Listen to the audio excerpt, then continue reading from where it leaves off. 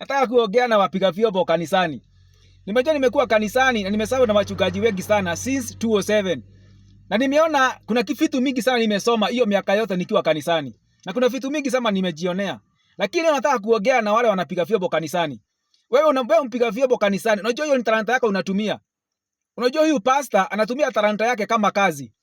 Na wewe ujue ya kwamba hiyo talanta yako unatumia ni kazi. Pastor anakuja na kuambia atumikia Mungu, atakulipa. Wewe unapiga keyboard, unacheza gitaa, labda unapiga drum set, labda wewe ni technician na kukueleza hizo vitu zote. Wewe unaambia kutuna pastor, utumikia Mungu atakuja kukulipa. Huyu pastor akoboka. Masababu gani? Pastor huyu sadaka ikitolewa anabeba yote. Wewe unabaki hapo tu unamtumikia Mungu mwaka moja, miaka mbili, Mungu atakuja kukulipa. Bale my brother, my sister, unatumia talanta yako kutajisa pastor. Maana huyu pastor sadaka ikitolewa anaenda nayo yote. Na kuchanua, huyu pastor usikubali kutumia tena. Hiyo ni talanta yako anatumia. Vile anatumia talanta yake kujitarisha na pesa za sadaka, hata anafaa akulipe.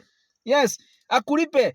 Kama ni kwa mwezi muagiri, usichukue chini ya 50,000. Kama ni kwa service kwa ibada yoyote, kama ni midweek, kama ni Sunday, usichukue chini ya 3,000.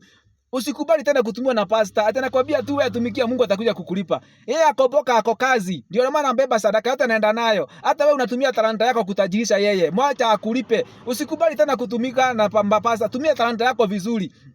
Tumia talanta yako vizuri my friend, my brother, my sister. Usikubali tena kutumika. Wako kazi, wako boka. Na ndio maana unaona ya kwamba hata wakifungua mabranches, kuna zile pesa wanaambiananga na yule pastor wamepanda kwa hiyo branch. Kuna ile pesa nafaa kupeleka kwa main headquarter. Inapeleka kwa ya kufanya nini? Akoboka. Hata yeye unapomsaidia kufanya biashara, akulipe. Mko biashara na yeye. So usikubali kutumika tena. Bwana Yesu awabariki.